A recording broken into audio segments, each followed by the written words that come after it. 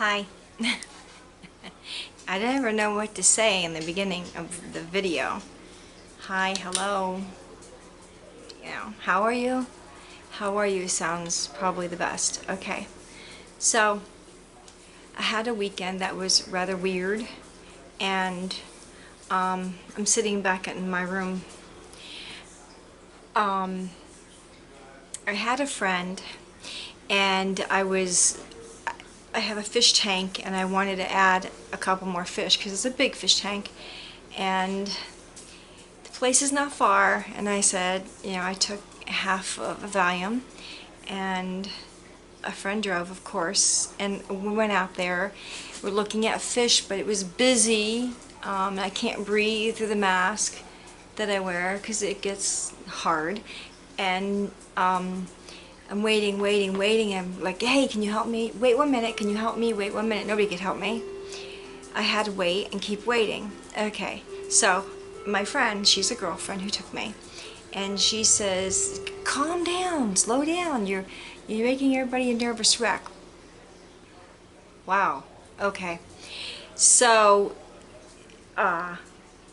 she knows, because I don't keep it from anybody, that I battle depression, anxiety attacks, panic attacks, which are really freaking bad, and that I tend to be agoraphobic often and can't leave my home. She knows all that. So anyway, finally a girl comes up, and I said, I have a bunch of tetras in my tank, and I want to get some tetras that are slow moving but bigger tetras that will go with them. That's going to be a nice community tank. So she's showing me the different ones, and I'm trying to pick them out, and I'm trying to hurry while I'm doing it because I'm feeling anxious. And when I start to feel anxious, I know what can follow for me. I'm anxious. I'm going to have a high anxiety. I'm going to come to a 9 or a 10, and then I'm going to have a full-on panic attack and have to walk out of the store. And then when you do that, you feel this big. You failed, and you don't like to fail, right? Because of your stupid mind. Rocco, stop growling. So, we're out there. I picked some nice red tetras. Can't remember the Buenos Aires tetras. And then I got some red ones. They're all doing good. But I remember on the way home asking her if she can go a little faster. She was under the speed limit, actually. And I remember saying, we're not far, because I can't. And she's like, you really need to take a chill pill. And I looked over her and I said, I took a chill pill. I took half a Valium. That's why you're driving, right? Usually people drive, and I'm a passenger anyway. She says, no, really, you know what? Anna, you need to get a grip. You need to get a grip. And there I went. I'm like, you don't understand, do you? You don't get it. She's like, I get it. Everybody gets depressed. I said, no, this is not something where they didn't have a certain fish that I want. So, oh God, I feel so depressed. I'm so depressed over they didn't have that certain fish that I want. But I'll get this one. It's cool. And you feel better. This is not that at all. This is real depression. I have major depression. Major depression, which is dangerous, very dangerous. And Rocco! And I tried to explain that. Go. I tried to explain that to her in the car. That I have major depression. You know this. You've been my friend for years. What's up? She says, you are making me nervous. I said, I tend to do that. If birds of a feather flock together, right? If you're hanging out with somebody that's having an anxiety attack, or they're, running at a 6 or a 7, I'd say, and it's getting to more, I'm really getting amped up, it's going higher, you tend to make that person behind the wheel anxious because they're having to focus on the road, and then there's me in the ear saying, drive faster, I need to get home now. It doesn't work. It doesn't work. And what else can I say about that except I got upset with her? When somebody tells somebody who has major depression to get a grip, they need to be educated. Not by me. Not by me. She needs to go to maybe see my psychologist, read, go online, watch a video like this. God knows I was just a little anxious, according to her, because everybody gets that way. No, not so. Major depression, and that's what I'm being treated for, and she knows it. But I was supposed to be okay because it was no big deal. What she doesn't get. And I don't want, like, talking bad about my friend, and I'm not. I'm talking about a situation. So I'll rephrase that. What people don't get is you can't just turn it off. You can't just turn it off unless you take, I don't know, medications on top of medications and just pass out and go to bed, which I do not recommend. Don't do it. I recommend breathing. I was doing the breathing. I could see her looking at me while I was doing my breathing. And it made me feel awkward. It made me feel beneath her. It made me feel weak. Weak is really the good word. It made me feel weak and like I can't do anything. You know, I can't do anything. Stop growling, Rocco. Like I can't do anything. So that happened. And it wasn't good. It was a bad situation. She got me into my driveway. I got out of the vehicle and she says the next time we go, she said, just make sure that you feel calm and you feel mellow. Okay, I'll take it. I'll take it. Make sure you feel calm and you feel mellow. Still makes no sense to me. I have major depression. I have generalized anxiety disorder. I have PTSD. And I am agoraphobic. So the next time I was told, actually by my friend, to get your mind in check before we go. Get your mind in check before we go. Or we're not gonna go. Okay, so I just made a decision that I think for a while, and a long while, that's the last time I will travel with her. I sent her a link about an hour or so afterwards because I had to tend to my new fish and stuff. And that was calming and soothing for me, and just being home felt good. Hush, Rain. So then I then I went on the internet and I found her a very important link about what she was saying to me and about my reactions to that. And I hope she reads it. I haven't heard from her since then because I think, honestly, I think she's mad at me for saying, can you please drive faster? And she was under the speed limit. Come on, come on. This is what happens, right? That's anxiety, and that's a panic attack on its way. And I just wanted to get home and get over it.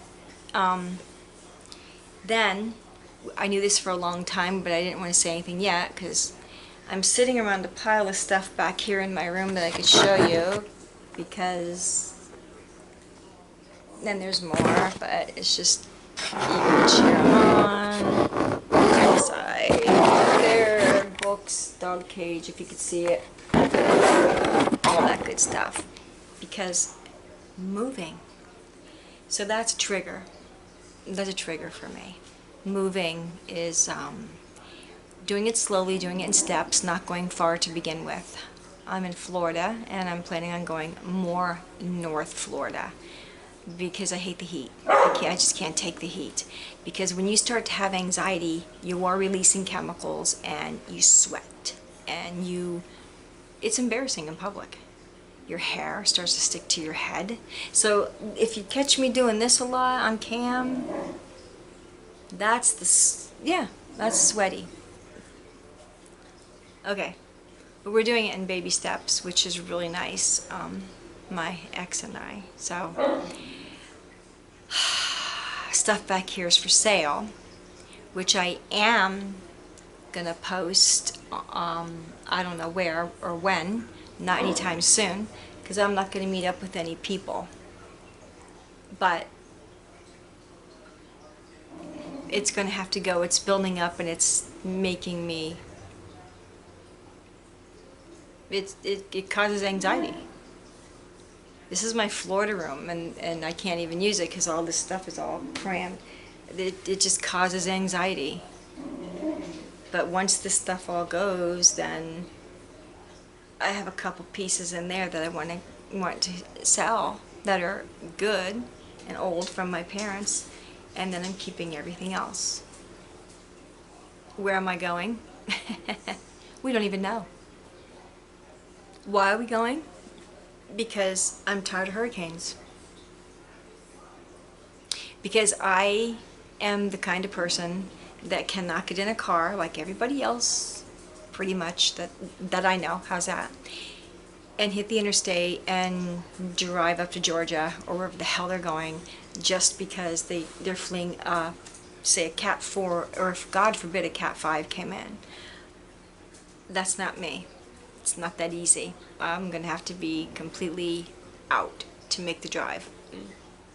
It's not right. It's not fun. It's horrible way of living every year. And I've been going through this every year.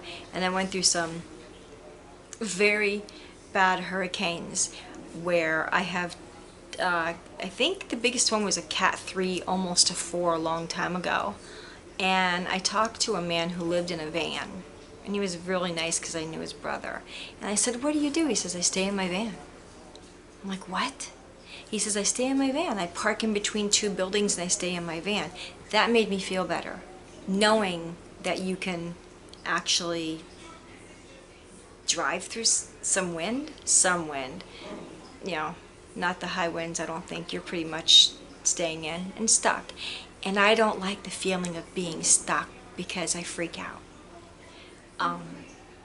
Yeah, I don't like that feeling of being stuck. I really freak out.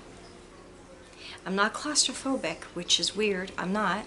I just don't, like if there was a huge hurricane out there right now and I know I can't drive in it, say to get to the hospital because I'm having bad chest pains or something or whatever, yeah, not good. Not good. So this is how a lot of people live their life. This is not a game. For somebody to turn around and say, "Oh my God, I feel so depressed. I didn't get the coffee I wanted." No, you don't. No, you don't feel so depressed. I wish people would stop throwing the word depression or depressed around like you really feel it. No, you don't. You're bummed. You're bummed out is what you are. You're bummed out. "Oh, I'm bummed out because they don't have my coffee. God, I'm so depressed right now. When are they going to get it in?" No, that's not what you feel, buddy. Jump in my head and feel it. I wish, this is what I wish, and this may not be a good wish, but it is something that may help. The stigma around all this. I wish that just for, say, an hour, 1 hour, everybody in the world could feel depression as it really is, but not hurt themselves or anybody else. Just feel it and then it goes away for good, forever, and never comes back. Then you know what depression is.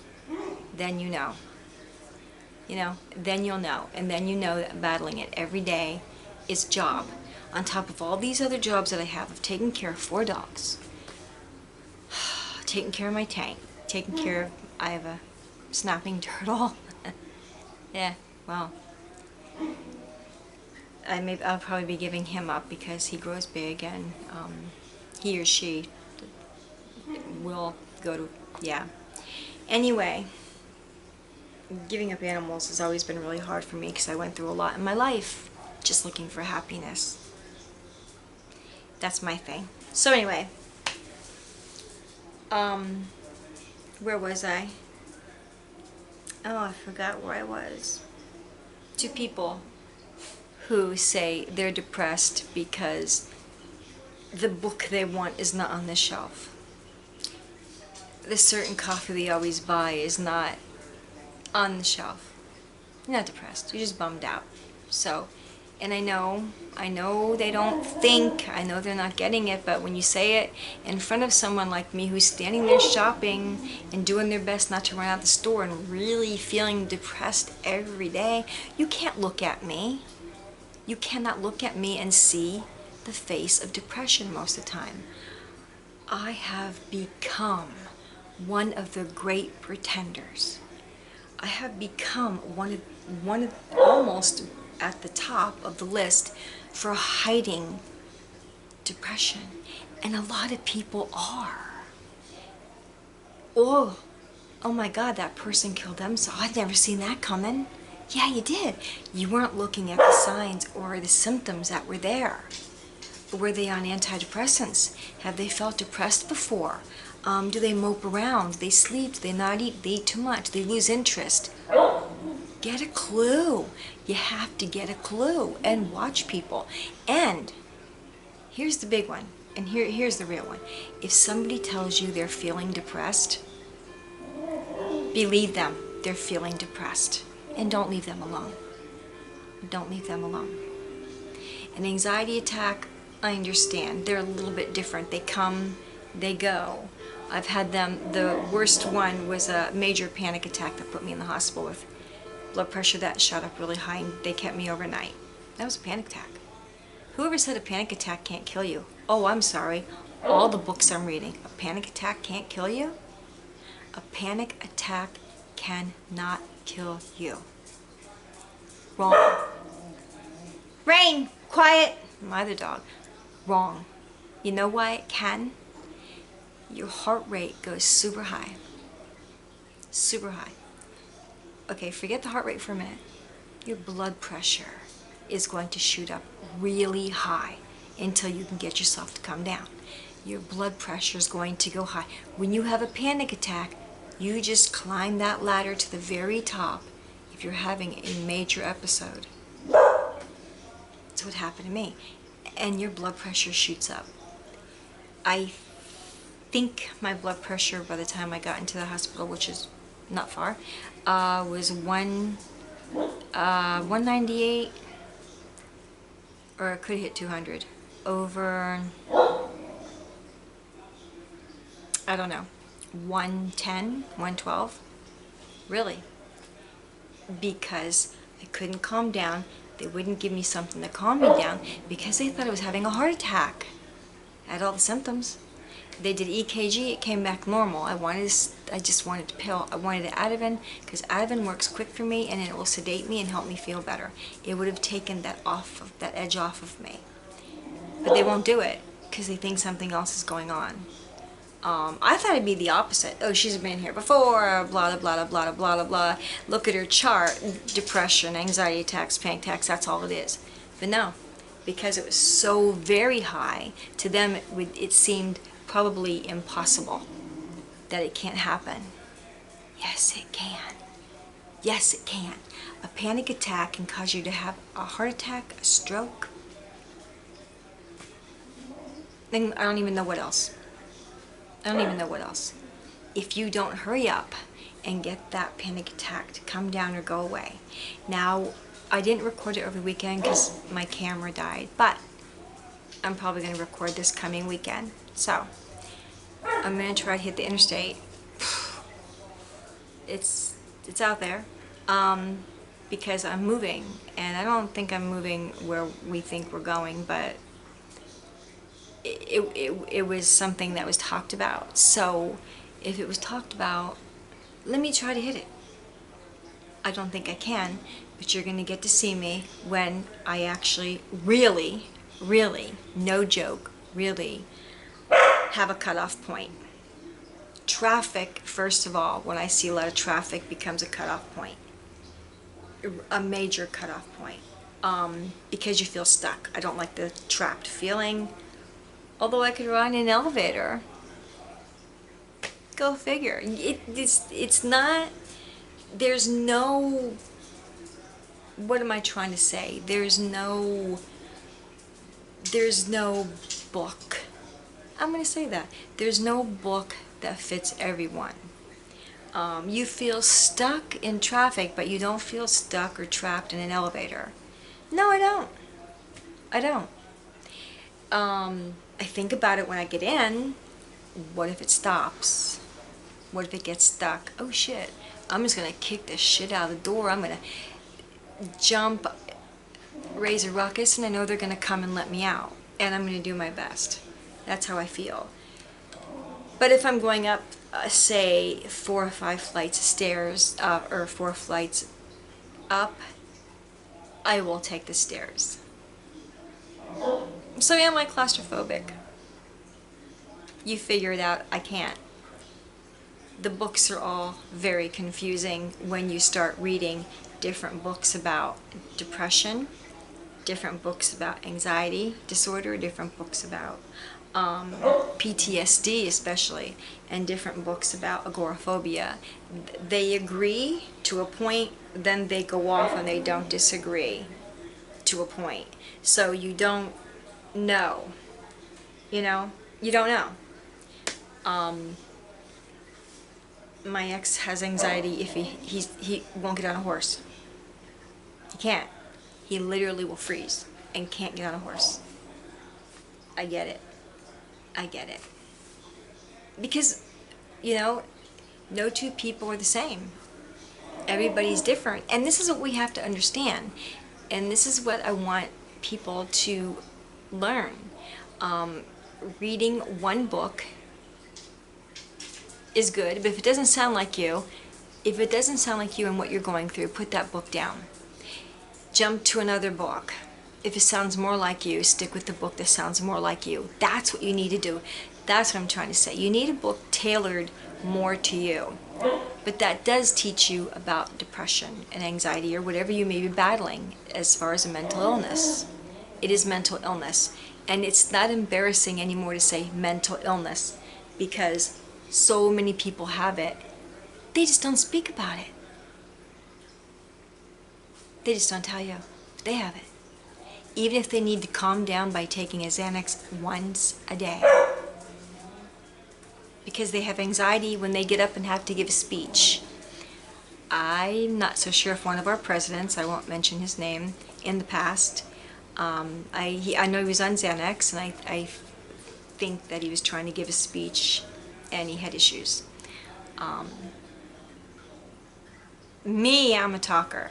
The more I have people around me and can talk and have fun in my home, I'm in my element. I feel good. I feel good. Or sitting in my backyard in nature, rain, which it rained.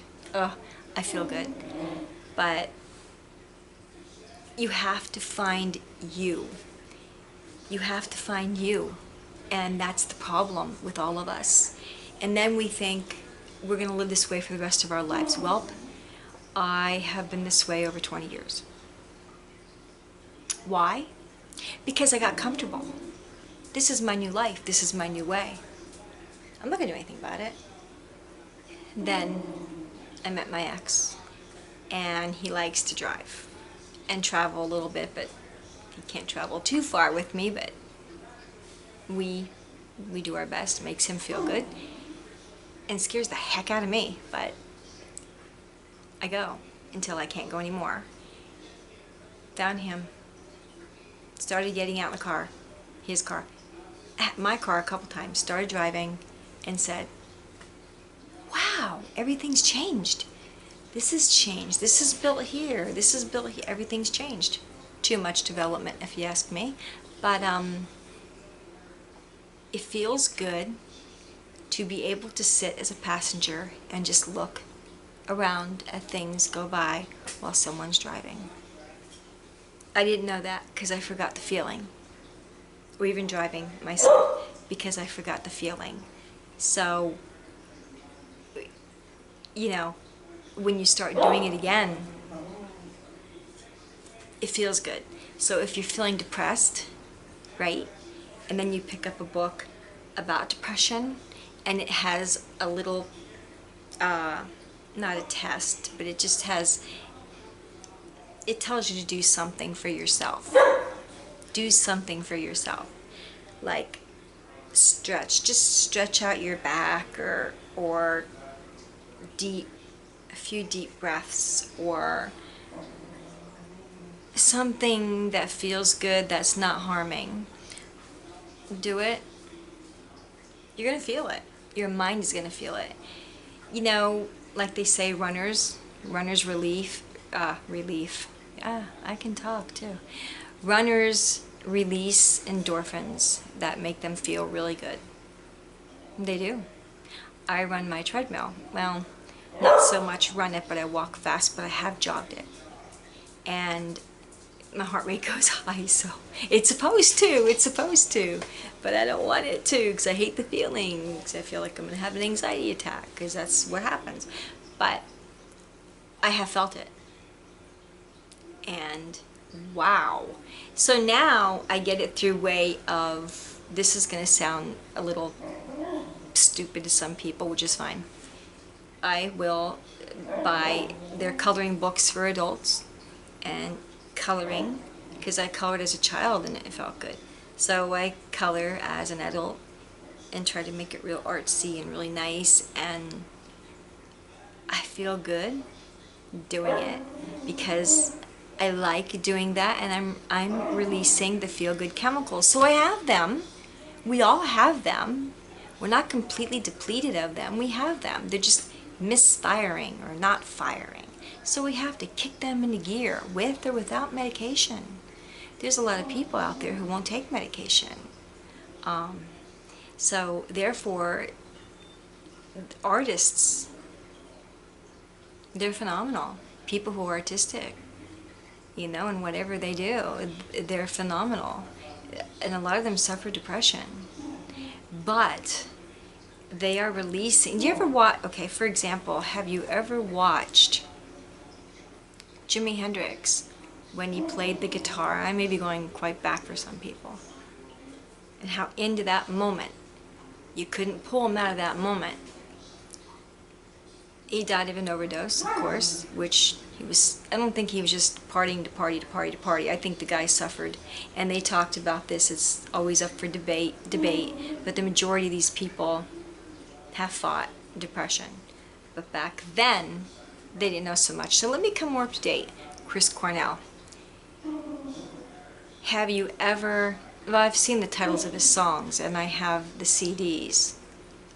It should have been a clue. And he's been out of rehab, was another clue. But you can't stop somebody. That's the problem. But when the man was singing, I remember when he was with Soundgarden, and an audio slave and whatever, but to watch him sing, he was in his element. He was releasing the chemicals. He had to be. He looked like, I just want to sing. And he didn't look wasted. And I know he's been out of rehab, so it's hard to say. I'm no professional, and I wasn't him. So, but you're in your moment of feel good. And then when you're done, it's gone. Those chemicals, it's gone. The feeling is gone. I know Prince had pain. I talk about Prince now. I think he overdosed. I think it was fentanyl. I could be wrong. But the guy, he had pain. But still, up until his dying day, he would play that guitar and record in his studio in his home. And I watched him with Clapton and all that. Was it Clapton? No. I don't know. I watched him not long before his death, just hanging on the end, kind of twanging, and I'm like, oh man, that's sad. They're not even showing him, he's twanging. It looked sad. But he eventually took over on that one. He eventually took over and really, it was a dedication, I think, to one of the dudes from the Beatles. Yeah, I can't remember his name right now. Yeah. But it was a dedication to him. All of a sudden, he just said, I had enough. I'm sitting here, I'm just like anybody else, and that's not who I am. I'm Prince, and I'm gonna steal it. I'm gonna take it. And he did. And he played, and he looked up, and his eyes were closed, and he looked down, his eyes were closed, and he just kind of swayed with his guitar, and he was smiling at the guy's son, GM, I can't remember his name, and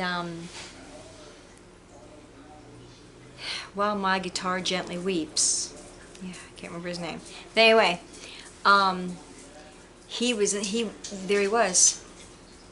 Do you think at that point he was thinking about taking a ton of fentanyl or any fentanyl to make himself feel better? At that point, at that moment? No. I'll bet you anything. I'll bet anything if he were alive and I got to talk to him.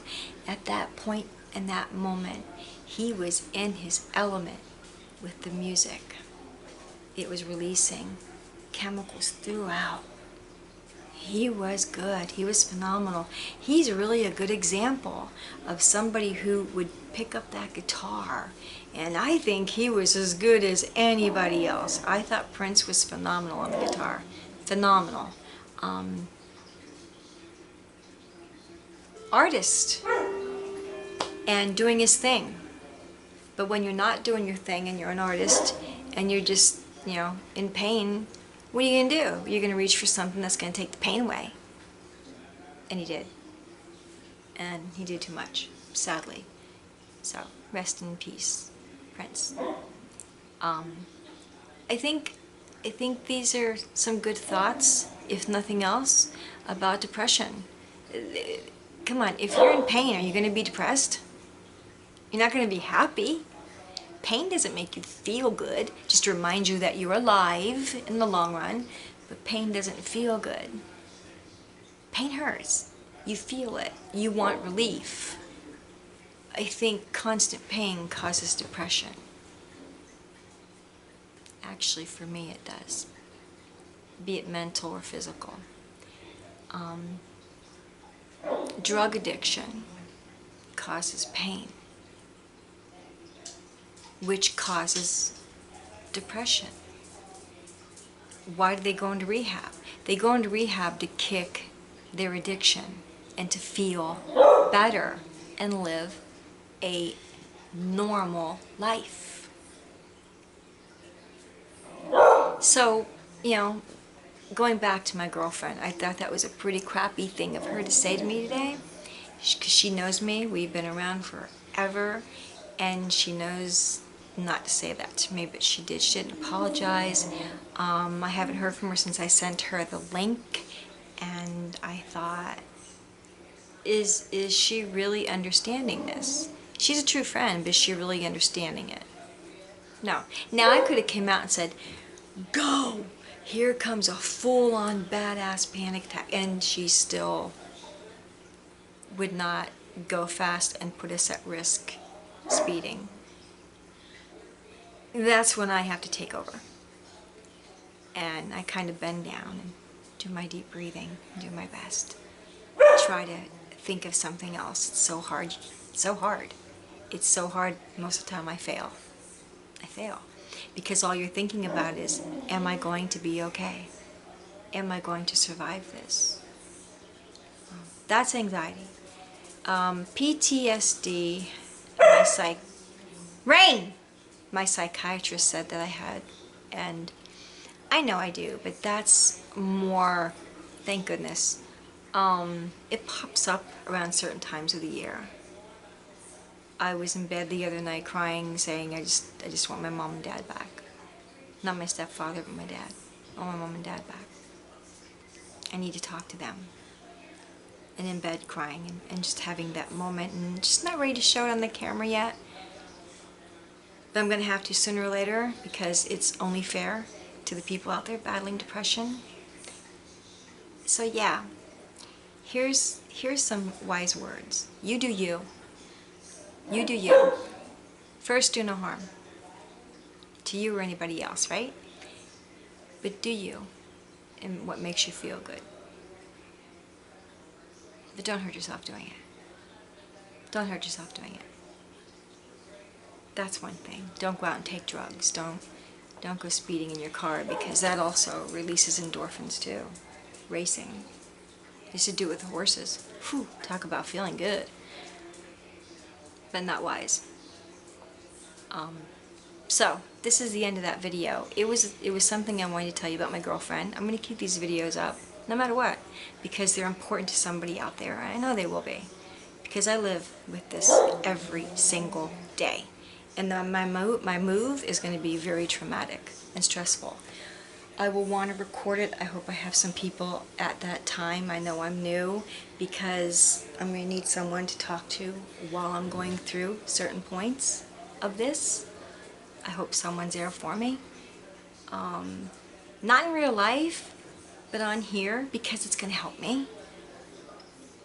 I want to do some go live sessions when I'm having moments and just need people. And I'm not going to be standing there cooking, you know?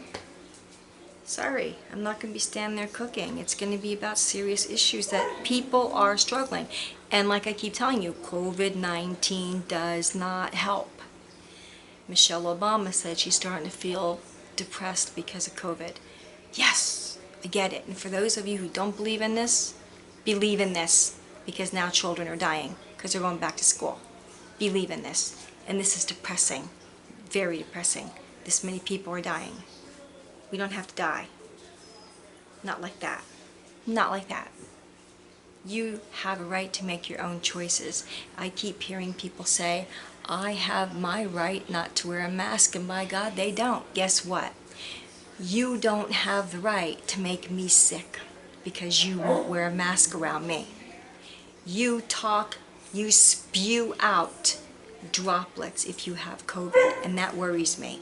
Although I have a mask on, and I wear the wraparound glasses at that point, which I look silly, you're still spewing if you have COVID on me. You don't have the right to do that to me.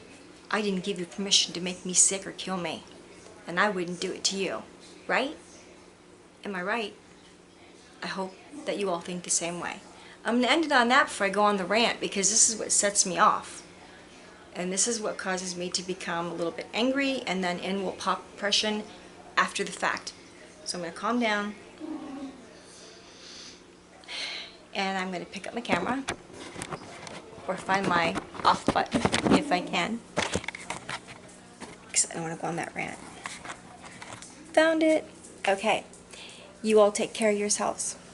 I will do another video tomorrow, and I'm sweating to death because I'm anxious. Take care. Goodbye.